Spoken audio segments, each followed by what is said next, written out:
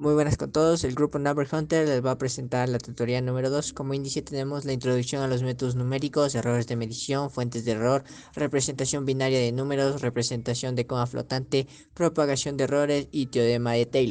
Introducción a los modelos matemáticos. Los modelos matemáticos son una parte integral en la resolución de problemas de ingeniería. Muchas veces estos modelos matemáticos se derivan de principios científicos y de ingeniería, mientras que en otras ocasiones son modelos pueden obtenerse de datos experimentales. Los modelos matemáticos generalmente resultan en la necesidad de utilizar procedimientos matemáticos que incluyen la diferenciación, ecuaciones no lineales, ecuaciones lineales simultáneas, ajustes de curvas por interpolación o regresión, integración y ecuaciones diferenciales. Estos procesos matemáticos pueden ser adecuados para resolver, pero en la mayoría de los casos los procedimientos deben resolverse aproximadamente utilizando los métodos numéricos. Un ejemplo que se revisó en este capítulo fue que para formar el punto de apoyo de un puente basculante se ajusta por contracción un eje de acero largo y hueco llamado muñón en un cubo de acero. El conjunto de muñón y cubo de acero resultante luego se ajustan por contracción en la viga del puente. Esto se hace sumergiendo primero el muñón en un medio frío como una mezcla de hielo seco y alcohol. Después de que el muñón alcanza la temperatura de estado estable de medio frío, el diámetro exterior del muñón se contrae. El muñón se saca del medio y se desliza a través del orificio del cubo. Cuando el muñón se calienta, se expande y crea un ajuste de interferencia en el cubo. En 1995, en uno de los puentes de Florida, este procedimiento de montaje no funcionó según lo previsto. Antes de que el muñón pudiera insertarse completamente en el cubo, el muñón se atascó. Afortunadamente, se quitó el muñón antes de que se atascara permanentemente. De lo contrario, sería necesario pedir un muñón y un cubo nuevo, a un costo de $50,000. Sumado a los retrasos de la construcción, la pérdida total podría haber ascendido a más de $100,000. Entre las preguntas que se realizaron fue ¿por qué se atascó el muñón? Esto se debió a que el muñón no se había contraído lo suficiente para que se deslice a través del agujero. Este ejemplo representa la contracción términa de un objeto y también cómo un modelo matemático inicial no fue suficiente para predecir con precisión el resultado. En el segundo capítulo tenemos errores de medición. Como primero tenemos el error verdadero y error verdadero relativo. El error verdadero como es denotado como E sub t. Representa la diferencia entre el valor verdadero o valor exacto y el valor aproximado de una cantidad. Se calcula restando el valor verdadero del valor aproximado. El error verdadero relativo denotado como E sub t es el cociente entre el error verdadero y el error valor verdadero. Se calcula dividiendo el error verdadero por el valor verdadero. Error aproximado y error aproximado relativo. El error aproximado, denotado como E sub a, representa la diferencia entre la aproximación presente y la aproximación anterior de una cantidad. Se calcula restando la aproximación presente de la aproximación anterior. El error aproximado relativo, denotado como E sub a, es el cociente entre el error aproximado y la aproximación presente. Se calcula dividiendo el error aproximado de la aproximación presente. ¿Qué uso se puede dar a los errores relativos para evaluar la precisión? Los errores relativos son útiles para determinar la precisión de los cálculos numéricos en relación con el valor verdadero o la aproximación presente. Se pueden expresar como porcentajes para una interpretación más clara de la magnitud del error, y los errores relativos también pueden calcularse como valores absolutos para comparar la magnitud del error con una tolerancia predefinida. Fuentes de error. Las fuentes de error se representan a los diferentes tipos de errores que pueden afectar la precisión y la estabilidad de los resultados obtenidos, en la cual vamos a iniciar con error de redondeo.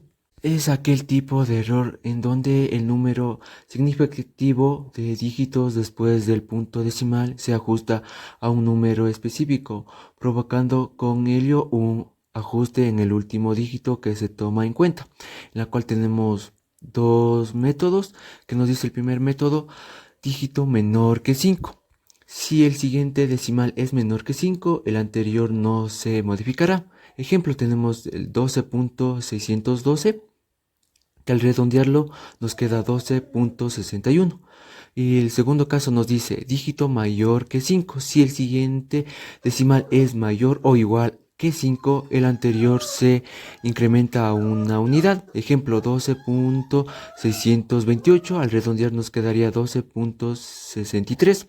Y el otro caso tenemos 12.615. Al redondearlo nos quedaría 12.62. Luego tenemos error por truncamiento. Truncamiento es el término usado para reducir el número de dígitos a la derecha del punto decimal, descartando los menos significativos. Y ahí tenemos tres ejemplos de datos de números reales. Para truncar estos números a dígitos decimales, solo consideramos los dos dígitos a la derecha de la coma decimal. Y nos quedaría de la siguiente manera: 3,14 32,43 y el último sería 6,34, porque solo escogí los dos primeros decimales después de la coma. Y un dato importante es que el error de truncamiento puede ser hasta el doble del error máximo que se puede obtener usando el error de redondeo. Representación binaria de números. Es una forma de representar números utilizando solo dos símbolos que son el 0 y el 1. Cada dígito en un número binario se llama bit. Y aquí tenemos un pequeño ejemplo de convertir a binario el 62.32, en la cual vamos a empezar con números enteros. Para convertir un número entero decimal a binario se divide el número entre 2 y se anota el residuo.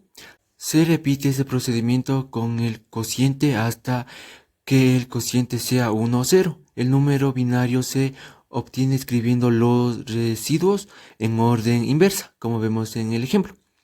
Y luego hacemos por números fraccionarios. Para convertir una fracción decimal a binario se multiplica la fracción por 2 y se anota la parte entera. Se repite este procedimiento con la parte fraccionaria hasta que sea 0 o hasta que se haya obtenido la precisión deseada. El número binario se obtiene escribiendo las partes enteras en el orden que se haya obtenido, como vemos en el ejemplo.